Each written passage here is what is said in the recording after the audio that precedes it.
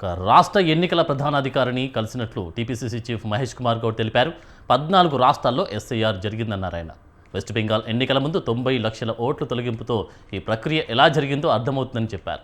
దీంతో వెస్ట్ బెంగాల్లో రాజకీయ సమీకరణ, అధికారంలోకి రావాల్సిన పార్టీలు రాకుండా పోయాయని మహేష్ కుమార్ గౌడ్ ఆరోపించారు. తెలంగాణలో ఎస్ఐఆర్ సమగ్రంగా జరపాలని రాష్ట్ర ఎన్నికల అధికారిని విన్నవించినట్టు చెప్పారు. ఎస్ఐఆర్ ప్రక్రియ తొందరపాటుగా చేయవద్దని సూచించారు ఆయన. ఎవరి ఓటు తొలగించినా తిరిగి అప్పీల్ చేసుకునే అవకాశం ఇవ్వాలని మహేష్ కుమార్ గౌడ్ అన్నారు. ఒక్క ఓటు కూడా తొలగకుండా ఎస్ఐఆర్ జరపాలని కోరినట్టు చెప్పారు.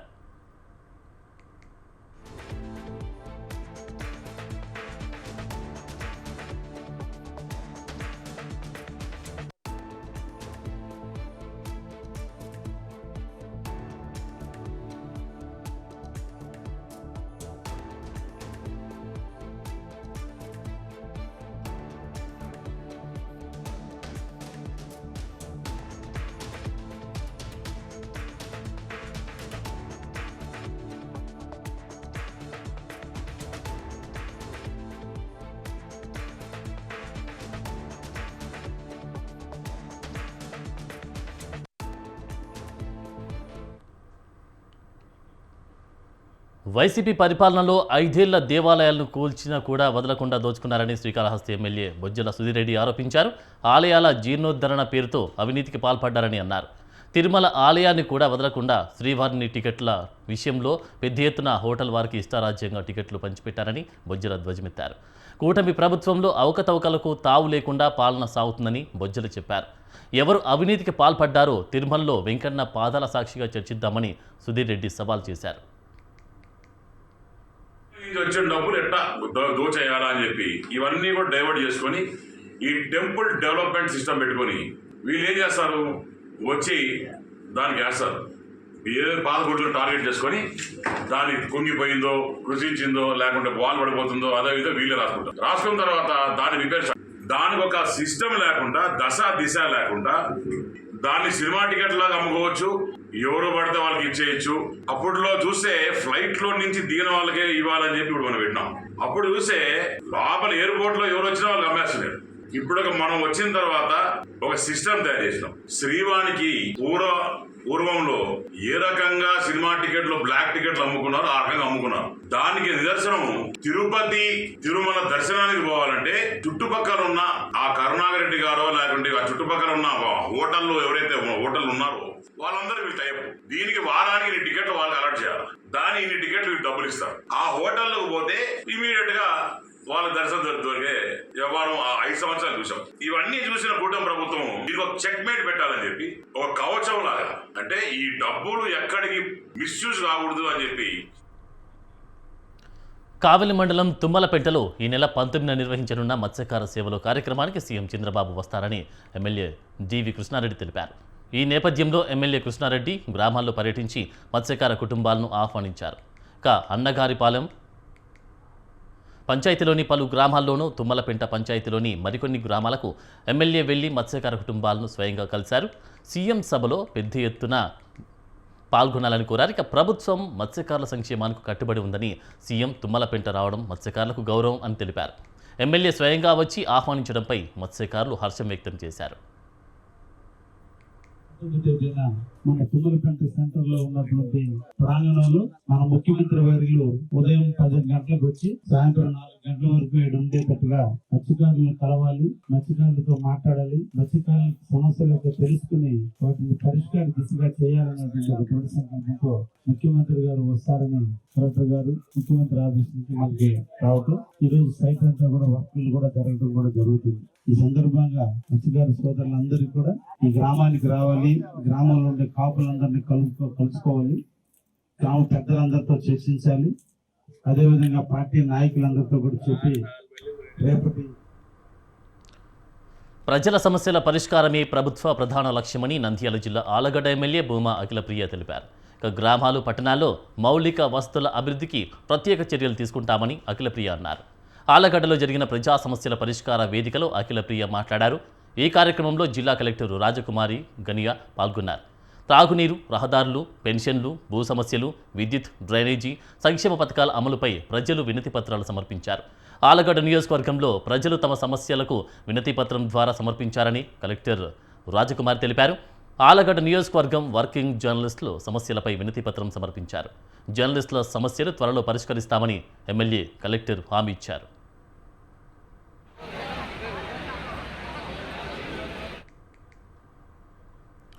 కూటమి ప్రభుత్వం అన్ని రంగాల్లో విఫలమైందని వైసీపీ రాష్ట్ర ప్రచార విభాగం అధ్యక్షుడు కాకుమూరు రాజశేఖర్ ఆరోపించారు. ఈ విషయం ప్రజలందరికీ అర్థమైందని ఏలూరులో అన్నారాయన.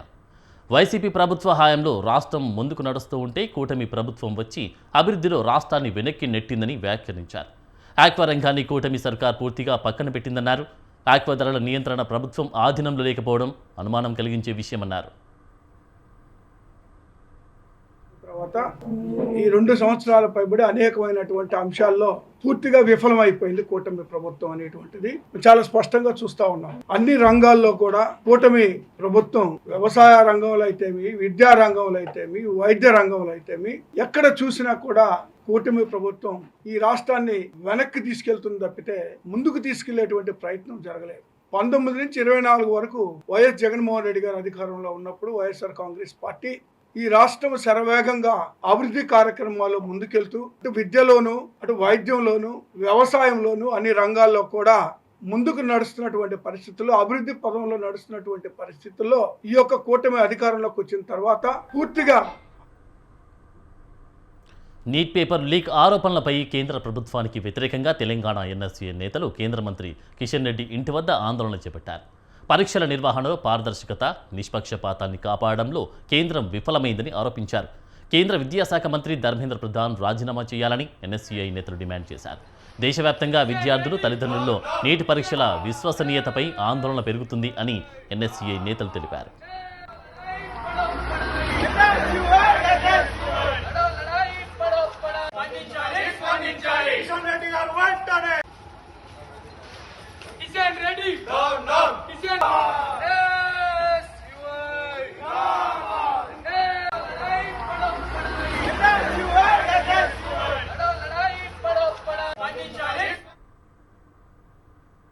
రాజన్న సిరిసిల్ల జిల్లా వేములవాడ తైబజార్ అక్రమ వసూళ్లకు అడ్డాగా మారిందని ఆరోపణలు వస్తున్నాయి.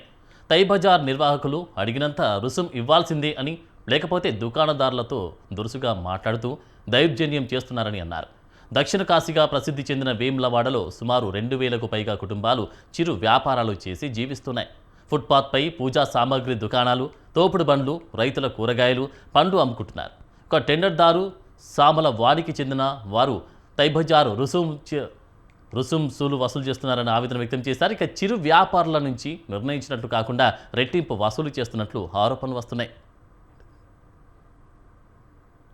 బోర్డు పెట్టించినాం, సంచికి గింత, ఎడ్లబడికి గింత, గంపకి గింత. వాస్తవంగా ఇక్కడ కూడా మున్సిపాలిటీలు పట్టుకొని మా రైతులు కూడా ఐక్యత లేదు. ప్రతి ఎంత చిట్టి అనేది చిట్టి ఇస్తలేదు, మళ్ళీ పైసలు ఇతర చిట్టి ఇస్తలేదు. ఇదేంటంటే ఒకసారి అయితే నేను రైతుని, నేను అంత తెచ్చింది 10 కిలో మునక్కాయలు కాదు, దానికి 10 కిలో ఇవ్వమంటాను. నేను అసలు ఇవ్వలేదు. సెంట్రల్ కమిషనర్కు 1 year బ్యాక్ ఏంటంటే పుట్టుకుంటూ తిట్టింది తప్ప సమస్య పరిష్కారం అవుతలేదు. వాస్తవంగా ఇక్కడ ఒకటి ఏంటి అసలు ప్రెస్ అన్న అయితే ఏం లేదు, బోర్డు పెట్టియాలి ఇక్కడ.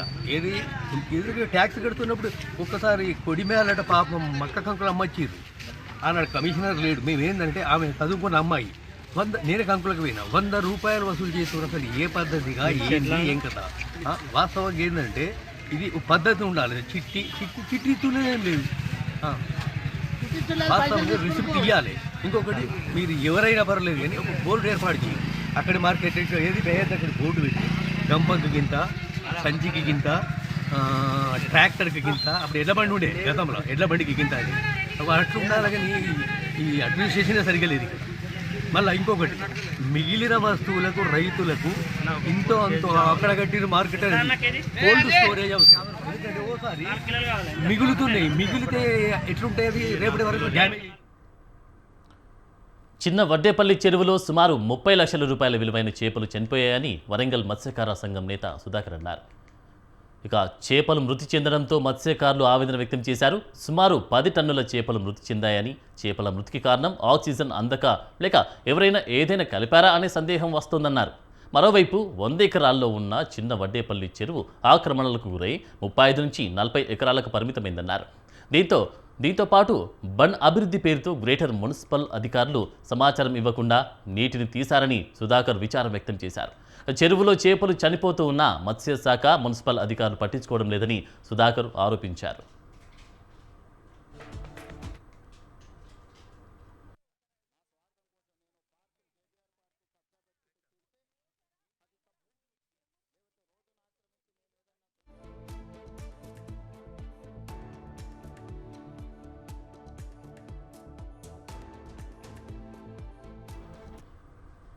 ఇక వికారాబాద్ జిల్లా తాండూరు మాతా శిశు ఆరోగ్య కేంద్రంలో వైద్యుల నిర్లక్ష్యం వెలుగు చూసింది. బషీరాబాద్ మండలం నవంగి గ్రామానికి చెందిన రమేష్ భార్య ఆర్తి మే 3న డెలివరీ కోసం మాతా శిశు ఆరోగ్య కేంద్రానికి వచ్చింది. డెలివరీ చేసిన డాక్టర్లు కాటన్ను ఆమె కడుపులోనే వదిలేశారు. వారం రోజుల తర్వాత కడుపు నొప్పి రావడంతో ప్రైవేటు ఆసుపత్రికి బాధితులు తీసుకెళ్లారు. ఆర్తికి వైద్యులు ఆపరేషన్ చేసి కాటన్ను బయటికి తీశారు. అనంతరం ఆమెను తాండూరు మాతా శిశు ఆరోగ్య కేంద్రానికి వైద్యులు రిఫర్ చేశారు. మాతా శిశు ఆరోగ్య కేంద్రంలో ఆర్తి పరిస్థితి విషమం కావడంతో హైదరాబాద్కు రిఫర్ చేశారు. 3 తారీఖు సాయంత్రం పొద్దున్న 6:30కు వచ్చినాము. 8:30 వరకు డెలివరీ. 5 తారీఖు ఇంటికి డిశ్చార్జ్ చేసిండ్రు. ఇంటికి డిశ్చార్జ్ చేసిన తర్వాత 9 రోజులకు కర్ణాటక పంపించింది. ఇలా అమ్మకం ఆడ కర్ణాటకలో కుట్లేసింది, బ్యాండేజ్ చేసింది.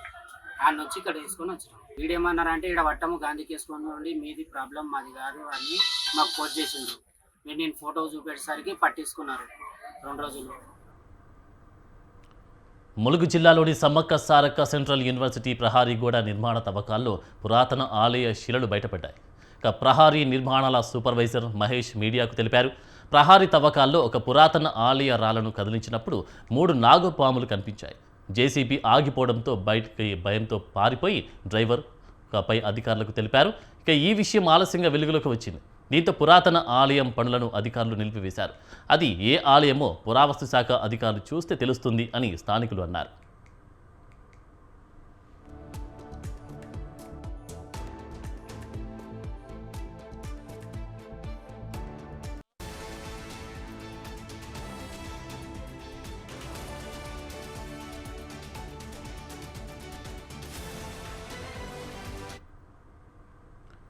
నెల్లూరు జిల్లా గూడూరు సబ్ కలెక్టర్ కార్యాలయం వద్ద కాంగ్రెస్ పార్టీ ఆధ్వర్యంలో నిరసన కార్యక్రమం నిర్వహించారు. గూడూరు నుండి గిద్దలూరు వరకు రోడ్డు మరమ్మతులు చేయాలని డిమాండ్ చేశారు. ఆర్డీఓ సత్యనారాయణకు వినతి పత్రం సమర్పించారు. గూడూరు నుండి గిద్దలూరు వరకు రోడ్డు అధ్వానంగా ఉందని కాంగ్రెస్ నాయకుడు పంటా శ్రీనివాసరెడ్డి చెప్పారు. పలుమార్లు ఆందోళనలు నిర్వహించామని అన్నారు. అధ్వానపు రోడ్లో ప్రమాదాలు జరిగి కొందరు మరణించారని, పలువురు గాయపడ్డారని తెలిపారు. ప్రభుత్వ నిర్లక్ష్య వైఖరికిపై కాంగ్రెస్ పార్టీ తరపున కేసు వేస్తామని తెలిపారు. ప్రజల నుండి పన్నులు వసూలు చేస్తున్న ప్రభుత్వానికి వారి ఇబ్బందులు పట్టవా అని శ్రీనివాసరెడ్డి ప్రశ్నించారు. భాగంగా అధికారంలోకి వచ్చిన 3 నెలల్లోనే అన్ని రోడ్లు మరమ్మత్తు పనులు వెంటనే చేపడతామని చెప్పడం జరిగింది. 2 సంవత్సరాలు పూర్తయినప్పటికీ గూడూరుకి కోతవేటు దూరంలో ఉన్నటువంటి గూడూరు పట్టణం నుండి గిద్దలూరు వరకు ఉన్నటువంటి రోడ్డు మరమ్మత్తు పనులు చేయాలని 2024 నుంచి 2026 వరకు నిన్నటి వరకు కూడా ఎన్నోసార్లు రిప్రజెంట్ చేయడం జరిగింది ప్రభుత్వంలో ఉన్నటువంటి అధికారులకు మరియు మంత్రులకు, ఎమ్మెల్యేలకు అందరికీ. ఇవాళ రోడ్డు మరమ్మత్తు పనులు చేయకపోగా రిప్రజెంటేషన్ ఇస్తేనే పీజీఆర్ఎస్ లో మీరు ఎందుకు లెటర్ ఇచ్చారని చెప్పి నాకే ఫోన్ చేసి బెదిరిస్తున్నటువంటి సందర్భం. ఇవాళ నేను అడుగుతూ ఉన్నాను, ఒక ప్రాథమిక హక్కు నీరు, రోడ్లు, ఆరోగ్యము, విద్య ఇవన్నీ కూడా కల్పించాల్సినటువంటి బాధ్యత ప్రభుత్వానికి కాదా అని. పుట్టినరోజు వేడుకలకు దూరంగా ఉన్నారు పిఠాపురం టీడీపీ మాజీ ఇన్ఛార్జ్, మాజీ ఎమ్మెల్యే ఎస్వీఎస్ వర్మ. ఆయన దైవ దర్శనానికే పరిమితమయ్యారు. బర్త్డే వేడుకలు చేసుకోలేదు. 22 ఏళ్లుగా ప్రజల మధ్య బర్త్డే వేడుకలు చేసుకున్నా ఈ ఏడాది వేడుకలకు దూరంగా ఉన్నాను అని వర్మ చెప్పారు. కొన్ని ఇబ్బందికర పరిస్థితుల మధ్య బర్త్డే వేడుకలు చేసుకోవడం లేదని వర్మ తెలిపారు. టీడీపీ ఇన్ఛార్జ్ పదవి నుండి తొలగించడంతోనే ఈ వర్మ ఈ నిర్ణయం తీసుకున్నట్లు సమాచారం. అయ్యవారి ఆశీస్సులు, కుప్పేశ్వర స్వామి ఆశీస్సులు, అమ్మవార్లు రాజరాజేశ్వరీదేవి గారు, పురోహితి అమ్మవారి ఆశీస్సులు తీసుకోవడం నాకు పుట్టినరోజు సందర్భంగా ఆనవాయితీ. 22 సంవత్సరాలు కూడా ప్రజల మధ్యని, అభిమానుల మధ్యని కూడా నేను పుట్టినరోజు కార్యక్రమం పిఠాపురంలో చేసుకున్నాను. కొన్ని ఇబ్బందికర పరిస్థితుల్లో ఉండడం వల్ల నేను ఈ సంవత్సరం కార్యక్రమాలకి దూరంగా ఉన్నాను. అదే నిన్ననే తెలియజేశాను. నేను కూడా బయటికి వెళ్తున్నాను కాబట్టి ముందుగా అమ్మవారి ఆశీస్సులు తీసుకుని వెళ్తాను.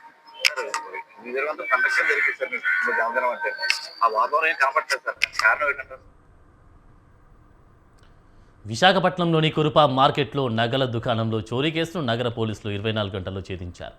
కౌసల్య జ్యువెలరీ షాప్ యజమాని మట్టపల్లి సుధీందర్ ఫిర్యాదుతో పోలీసులు కేసు నమోదు చేసి దర్యాప్తు చేపట్టారని డీసీపీ క్రైమ్ లతామాధురి తెలిపారు.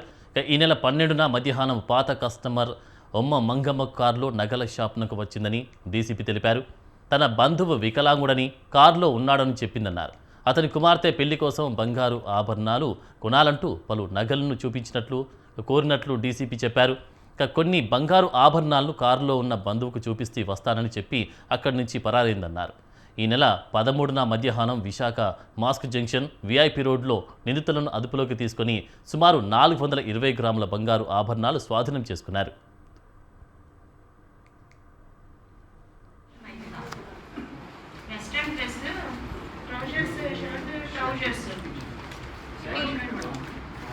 ఆమె గతంలో కోర్టులో కూడా పనిచేసిన కాంట్రాక్ట్ ఎంప్లాయీ టెంపరీ బేసిస్ మీద మన కోర్టులో కూడా పనిచేశారు. ఆమె 2020లోని ఆమె సమ్ కారణాలతో రిమూవ్ చేశారు.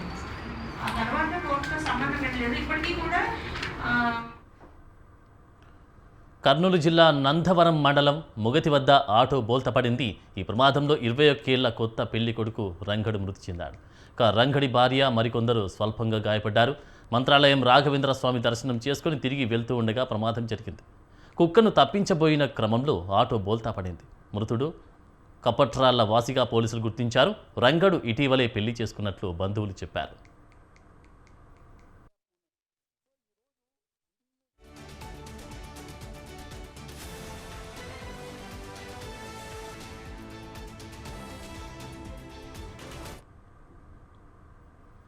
ఏలూరు జిల్లా లింగపాలెం మండలం తిమ్మక్కపాలెంలో చోరీ జరిగింది.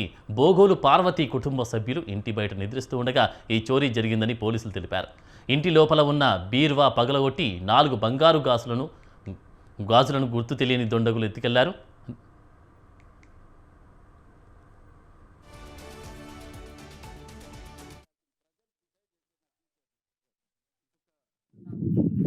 మరి ఎప్పుడు వచ్చారో తలుపు తీసుకుని వెళ్ళిపోయారు. కబోర్డ్ తలుపు తీసుకెళ్ళిపోయారు. కవరా మంచం మీద పడేశారు. పట్టుకెళ్ళిపోయారు బంగారం అన్నీ ఎక్కడే దులిపేసి చీరలో కాగితాలు మొత్తం దులిపేశారు. తలుపులు తీసేశారు. కబోర్డ్ తలుపు తీసేసి తలుపు తీసేసుకుని వెళ్ళిపోయారు. గేటు తీసుకుని వెళ్ళిపోయారు. అంబేద్కర్ కోనసీమ జిల్లాలోని అంబాజీపేట పి గన్నవరం మండలాల్లో రేషన్ బియ్యం అక్రమ రవాణా ఉదంతం కలకలం రేపుతుంది. రేషన్ బియ్యాన్ని అక్రమంగా తరలిస్తున్న వాహనాన్ని నెంబర్ ప్లేట్లు లేని 2 వేర్వేరు వాహనాలను అధికారులు పట్టుకున్నట్లు పోలీసులు చెప్పారు.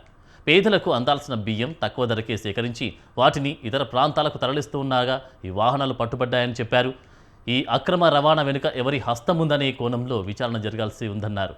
నకిలీ బిల్లులతో ఈ రేషన్ దందా నడుపుతున్నారని పోలీసులు వెల్లడించారు. పట్టుబడ్డ వాహనాన్ని పి గన్నవరం పోలీస్ స్టేషన్కు తరలించారు.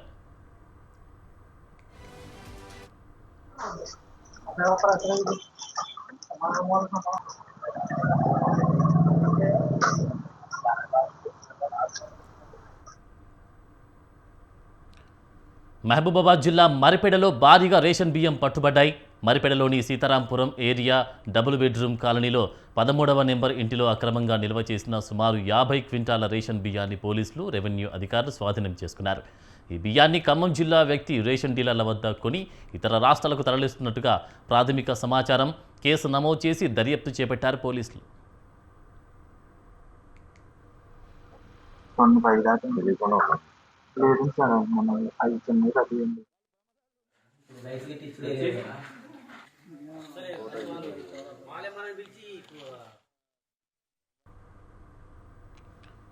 పాలకొండ నియోజకవర్గంలో క్రికెట్ టోర్నమెంట్ సీజన్ 1కు ఎమ్మెల్యే నిమ్మక జయకృష్ణ ప్రారంభోత్సవం చేశారు. యువతలో క్రీడా స్ఫూర్తిని పెంచేందుకు ఎన్జేకే క్రికెట్ ప్రీమియర్ లీగ్ ఆధ్వర్యంలో ఈ టోర్నీ నిర్వహిస్తున్నట్లు ఎమ్మెల్యే తెలిపారు. పాలకొండ నియోజకవర్గంలో 4 మండలాల పరిధి గ్రామాల్లో ప్రతిభావంతులను గుర్తించి జిల్లా, రాష్ట్ర స్థాయిలకు అవసరమైన సహాయ సహకారాలు అందిస్తామన్నారు. ఈ టోర్నీలో విన్నర్కి 50,000, రన్నర్కి 30,000 బహుమతిగా అందిస్తామన్నారు. నిమ్మక గోపాలరావు జ్ఞాపకార్థం సొంత నిధులతో ఈ డబ్బులు తాపి ఇస్తామన్నారు. చారిటబుల్ ట్రస్ట్ ఆధ్వర్యంలో ఎన్జేకే ప్రీమియం లీగ్ ని ఈ రోజు ప్రారంభించుకున్నాం. పాలకొండ నియోజకవర్గంలో యువకులందరూ కూడా క్రీడల వైపు మళ్ళాలని, అలాగే క్రికెట్ టోర్నమెంట్ ని ఈ రోజు కండక్ట్ చేసుకున్నాం. దీంట్లో నియోజకవర్గం 4 మండలాల నుంచి కూడా సుమారుగా 100 టీంల వరకు రావడం జరిగింది. అందరికీ కూడా ఈ మ్యాచ్ను కండక్ట్ చేస్తున్నాం.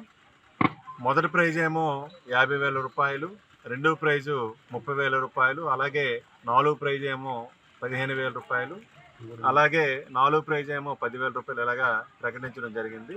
ఈరోజు అందరూ కూడా ఉత్సాహంగా క్రీడాకారులు అందరూ కూడా ఈ క్రికెట్ టోర్నమెంట్లో పాల్గొన్నారు.